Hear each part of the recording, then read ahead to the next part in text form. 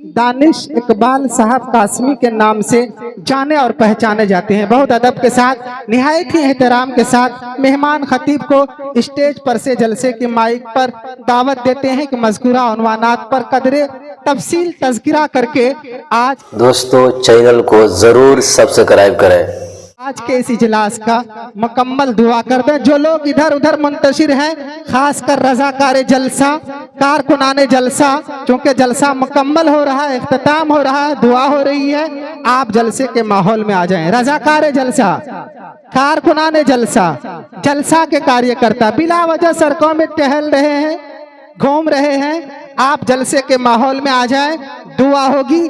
इसलिए कि इजलास की बिल्कुल आखिरी कड़ी है, ताहम बहुत ही लाजवाब और बहुत ही बेमिसाल करीब, बल्कि शोला नवावाइज धमाका खेज खतीब नौजवान मुकर्रिर जनाब हजरत अक़दस मौलाना व मुफ्ती दानिश इकबाल साहब कासमी देहटी पलासी।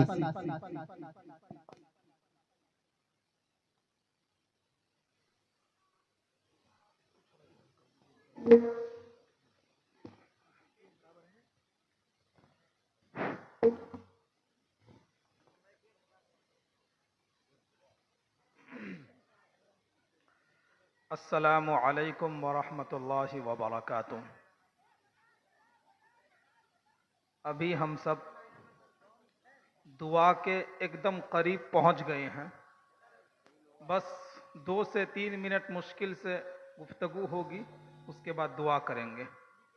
और मेरे जितने भाई उधर हैं, दुआ होगी, इसलिए मुनासिब ये है कि आप इधर आ जाएं। माशाअल्लाह नैयर साहब के पास आ जाएं। माशाअल्लाह माशाअल्लाह, आ जाए, जज़ाकमुल्लाह, आ जाए भाई, आ जाइए, आ ही जाइए, ताकि हम लोग सब एक साथ बैठ जाएं। बहुत खूबसूरत लगे एक साथ जब बैठेंगे। आ जाइए, माशाअल्लाह।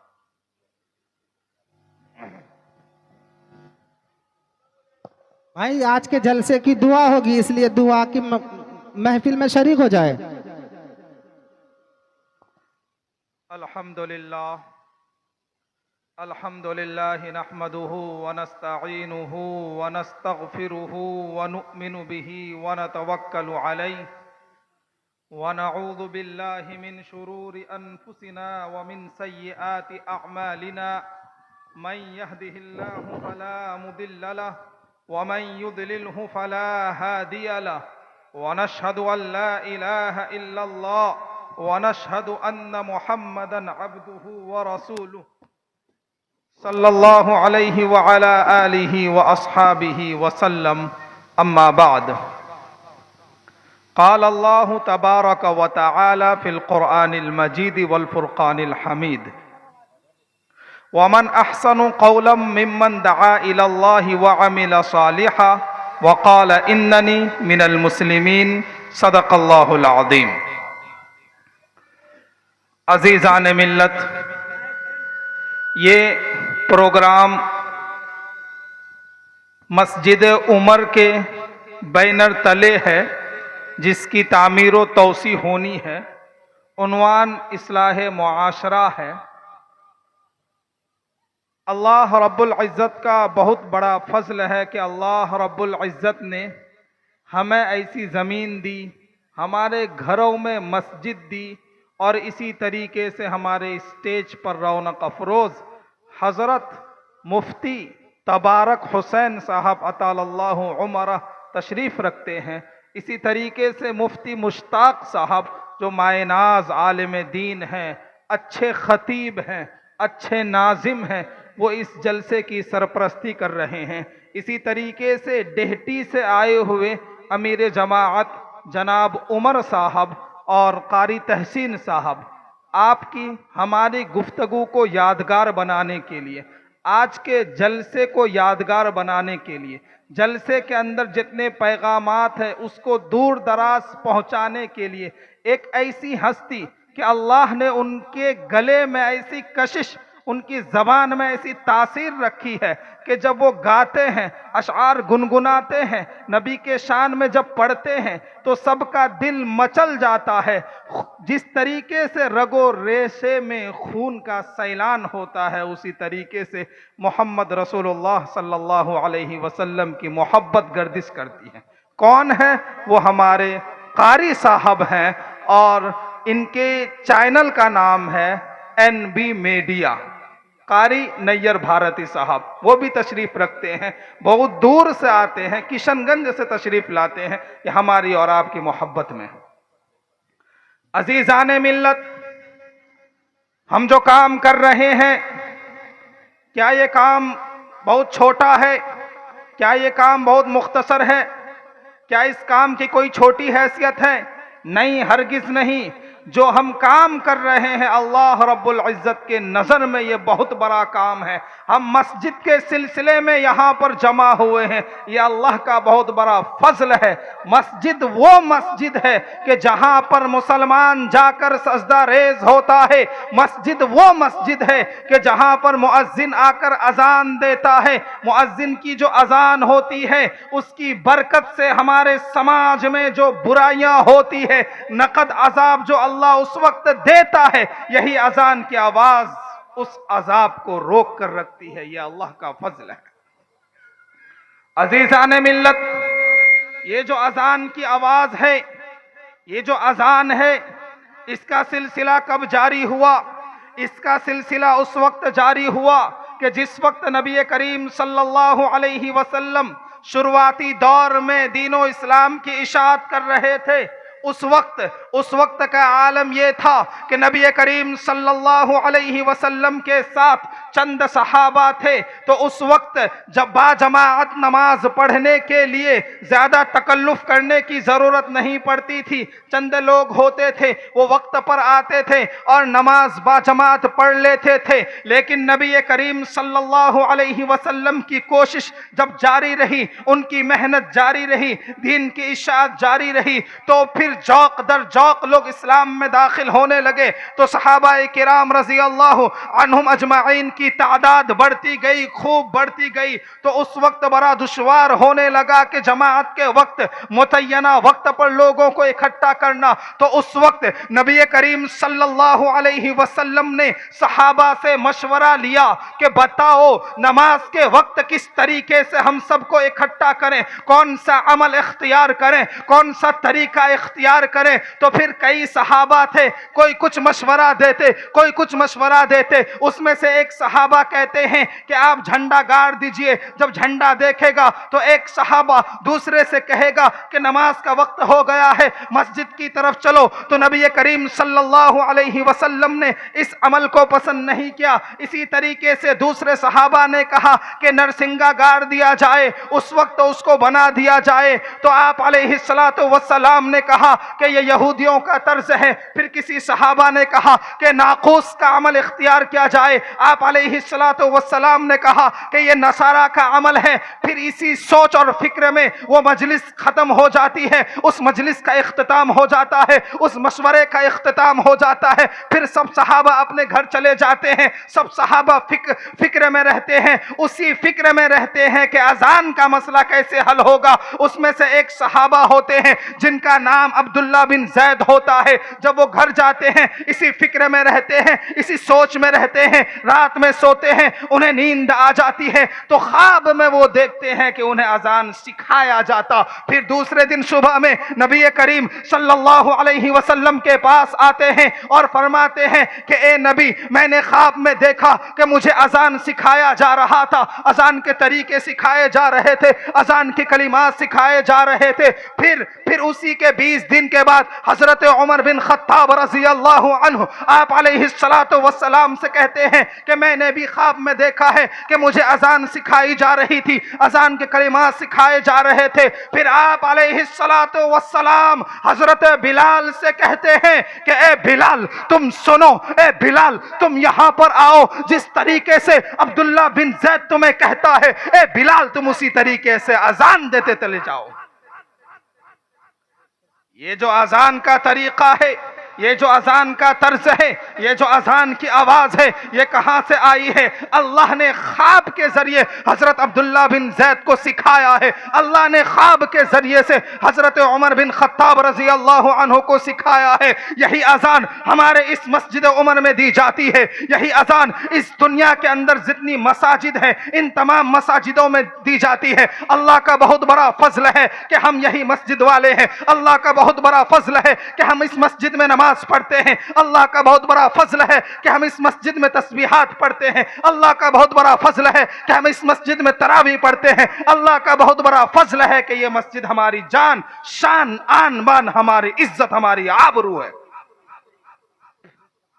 जब मुसलमान किसी मस्जिद को वक्फ कर देता है अल्लाह के नाम पर, तो जमीन से लेकर आसमान तक का जो हिस्सा होता है वो अल्लाह के नजदीक मस्जिद बन जाती है। वो क्या बन जाती है? वो मस्जिद अल्लाह का घर बन जाता है। अरे मेरे भाई, जिस जमीन को हम देख रहे हैं, जिस मस्जिद को हम देख रहे हैं, ये आपका घर नहीं है, ये हमारा घर नहीं है। इस दुनिया के अंदर बड़ी बड़ी बिल्डिंगें हैं, इस दुनिया के अंदर बहुत सी कीमती कीमती घर हैं, लेकिन अल्लाह के नजदीक वो तमाम कीमती घर से बड़ी कीमती, हैसियत वाली, मर्तबे वाली, रुतबे वाली अगर कोई जगह है तो वो हमारी और आपकी मस्जिद, मस्जिद उमर है। बेशक बेशक। ये अल्लाह रब्बुल इज्जत का फजल है, ये अल्लाह का करम है। और अल्लाह ने हमें मस्जिद दी है, हमारे लिए शर्फ की बात है, हमारे लिए फख्र की बात है, हमारे लिए इज्जत की बात है, हमारे लिए आबरू की बात है कि अल्लाह ने मुझे कीमती चीज से नवाजा है। दुनिया के बहुत सारे कोने में आप अपनी नजरें उठाकर देख लीजिए, जहां पर पांचों वक्त नमाज पढ़ने के लिए वहां के मुसलमानों को सोचना पड़ता है। वो तड़पते हैं कि मस्जिद में जाकर कैसे नमाज पढ़े। बहुत सारी पाबंदियां हैं, लेकिन अल्लाह का बहुत बड़ा फजल है कि हिंदुस्तान इंतशार के बावजूद आज मसाजिद के दरवाजे हम जैसे सजदा करने वालों के लिए खुली हुई है। लेकिन शर्म इस बात की है कि जिस तरीके से हम जुमे की नमाज में भीड़ लगाते हैं, जिस तरीके से हम और वक्त में भीड़ लगाते हैं, जिस तरीके से हम ईदैन में भीड़ लगाते हैं, अफसोस के साथ कहना पड़ता है कि उस तरीके से हम फजर की नमाज में सुकून से अपने बिस्तरों पर सोते रहते हैं। अफसोस की बात है। बेशक। अजीज़ान मिल्लत, आप वादा करें कि इंशाअल्लाह हम अपनी मस्जिद को चमकाएंगे, तालीम तामीरी एतबार से भी हम अपनी मस्जिद को चमकाएंगे, सजदा रेज होने के एतबार से भी हम अपनी मस्जिद को चमकाएंगे, मकातिब के शक्ल में भी, कि हमारे जो छोटे छोटे मासूम बच्चे जो हमारे समाज में, जो हमारी छोटी छोटी नाबालिग बच्चियां हैं, एकदम छोटी छोटी वाली बातासा बिस्मिल्लाहिर्रहमानिर्रहीम की जो शुरुआती तालीम होती है, उसके लिए हम मस्जिद का इस्तेमाल करें, उसके लिए हम मकातिब का इस्तेमाल करें, उसके लिए हम मदारिस का इस्तेमाल करें। ये बच्चे जब मस्जिद में आएंगे क्या होगा? उनका ईमान मजबूत होगा। हमारी जो बच्चियां हैं वो मस्जिद में आएंगी तो क्या होगा? हमारी बच्चियों का ईमान मजबूत होगा। इस दौर में, कि जिस दौर में आज हमारी बच्चियों को लोग बहला रहे हैं, लोग फुसला रहे हैं, उसको इस्लाम से निकाल कर कुफ्र में दाखिल कर रहे हैं, अगर हमारी मसाजिद को अहमियत दे दी जाए, हमारे मकातिब को अहमियत दे दी जाए और हमारे बच्चों को बता दिया जाए कि इस दुनिया के अंदर जितनी तालीम है, सब तालीम सिर्फ हुनर का दर्जा रखता है, लेकिन एक ऐसी तालीम है जिसे दीनी तालीम कहा जाता है, वो रुतबे के एतबार से बुलंद है, वो मर्तबे के एतबार से बहुत ऊंचे पर है, वो मंजिल के एतबार से आला मनाजिल पर है। और ऐसी बच्ची जो हमारे मस्जिद में आकर बैठकर हमारे हाफिज साहब से, हमारे कारी साहब से, हमारे इमाम साहब से, हमारे आलिम साहब से, हमारे मुफ्ती साहब से, हमारे मुफ्ती मुश्ताक साहब से, हमारे मुफ्ती तबारक साहब से, हमारे अब्दुल हफीज साहब से अगर वो आकर तालीम याफ्ता हो जाएंगे तो यकीन मानिए कि जिंदगी गुजर जाएगी, लेकिन कोई उसके ईमान को बाल बाका भी नहीं कर सकता, कोई उसके ईमान को बर्बाद और तबाह नहीं कर सकता। अजीज़ान मिल्लत, हुजूर अक़दस सल्लल्लाहु अलैहि वसल्लम के कितने मुअज्जिन थे? 4 मुअज्जिन थे, मुस्तकिल जो मुअज्जिन थे 4 थे। उनमें से एक का नाम हजरत बिलाल था। क्या नाम था? हजरत बिलाल, जो कि बहुत मशहूर हैं। और एक का नाम अबू महजूरा था, तीसरे का नाम साद था, चौथे का नाम उमर इब्न उम्मे मक्तूम था। अजीज़ान मिल्लत, अबू महजूरा जो कि छोटे थे, तकरीबन 8-9 साल की उम्र थी, उस वक्त वो इस्लाम के अंदर दाखिल नहीं हुए थे, क्योंकि आबा व अजदाद उसके इस्लाम से मुशर्रफ न हुए थे। तो उस वक्त क्या हो रहा था? हजरत बिलाल रज़ी अल्लाह अन्हु अजान दे रहे थे। क्या कर रहे थे? क्या कर रहे थे? बोलिए। अजान दे रहे थे। कौन अजान दे रहे थे? हजरत बिलाल अजान दे रहे थे। तो फिर ये बच्चे कौन कौन? अबू महजूरा और उनके साथ कई उनके हमजुलिया बच्चे थे, हम उम्र बच्चे थे, लड़कपन के उम्र के लड़के थे। वो लोग सब मिलकर हजरत बिलाल रज़ी अल्लाह अन्हु के अजान की आवाज का मजाक बना रहे थे। जिस तरीके से वो अजान दे रहे थे, ये लोग भी अजान दे देकर मस्खरा कर रहे थे। ये बच्चे भी अजान दे देकर मस्ती मजाक कर रहे थे। ये बच्चे भी अजान देकर मज़हका की मजलिस बना रखे थे। अरे मेरे भाई सुनो, दिल की कानों से सुनो, खुदा की कसम सुनो, कैसी बात बताने जा रहा हूं। उसके बाद क्या होता है? नबी करीम सल्लल्लाहु अलैहि वसल्लम का गुजर होता है। कौन नबी? वही नबी जिसका दर्जा अल्लाह के बाद सबसे बड़ा दर्जा है। कौन नबी जिसके ठोकरों की वजह से यह दुनिया वजूद में आया है। कौन नबी जो काली कमली वाले हैं। कौन नबी जो रब के दुलारे हैं। कौन नबी जो अहमद मुजतबा है। वो नबी का जब गुजर होता है तो देखते हैं कि अबू महजूरा अजान दे रहे हैं, मजाक बना रहे हैं। आप अलैहिस्सलातु वस्सलाम को उनकी आवाज अच्छी लगी तो उन्होंने कहा कि इधर आओ। तो उनके साथ जितने बच्चे थे सब चले गए और अबू महजूरा आए। अबू महजूरा अपनी जगह खड़े हुए। आप अलैहिस्सलातु वस्सलाम उनके करीब गए और अबू महजूरा से कहा, सर पर प्यार और मोहब्बत से हाथ रखकर, बाल पकड़कर, कि तुम क्या पढ़ रहे थे, कौन से कलिमात अदा कर रहे थे, बताओ तुम मुझे। तो अबू महजूरा कहते हैं वो उस वक्त घबरा गए थे, वो परेशान हो गए थे। हुजूर ने उनका सर पकड़ा हुआ था, बाल पकड़ा हुआ था। अबू महजूरा को लगा कि अब तो बोलना पड़ेगा। फिर अबू महजूरा ने अजान के कलिमात दोहराए, अजान के कलिमात सुनाए। अल्लाहु अकबर, अल्लाहु अकबर, अल्लाहु अकबर, अल्लाहु अकबर, अशहदु अल्ला इलाहा इल्लल्लाह। ये कलिमात दोहराते गए। आप अलैहिस्सलातु वस्सलाम उनके सर पर हाथ रखे रहे। उसके बाद क्या होता है?